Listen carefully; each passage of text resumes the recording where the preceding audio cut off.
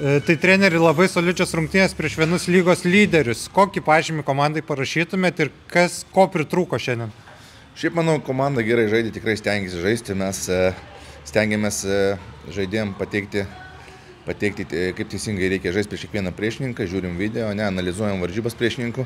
Yra detalės, ties kuriuom reikia dirbti, bet aš manau, didžiąją dalį mes viską teisingai darėm, aišku, daug minučių labai. Antram kėlinį, beveik pusį kėlinio mažumo sunku, bet Chebra išstovėjo, porą praleidom, nieko tokio. Grįžom į varžybas, trečiam kėlinį buvo daug šansų, bet dėja biškai kažkur nepasisekė. Tos baudos minutės ne pirmą kartą kiša koją, ar įmanoma treniruočių metu kažką keisti, kaip mažinti baudos minutės?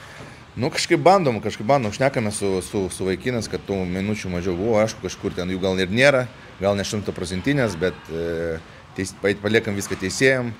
Jeigu jie taip nusprendė, reiškia, taip yra, tai aš nežinau, tiesiog šnekame su žaidėjais, stengiamės jiems komentuoti kiekvieną tą momentą, kad to nevyktų.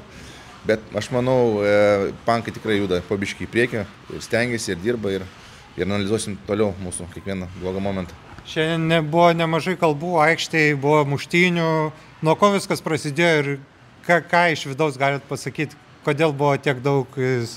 Aš manau, priešininkų komanda gal nesitikėjo tokio žiotažo, tokio kovingumo gal išeinant prieš mus, nes visgi jie pirmoje vietoje eina, mes biški žemiau vidurio.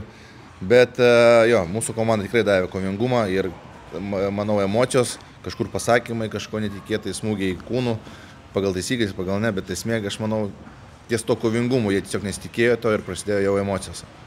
Ačiū.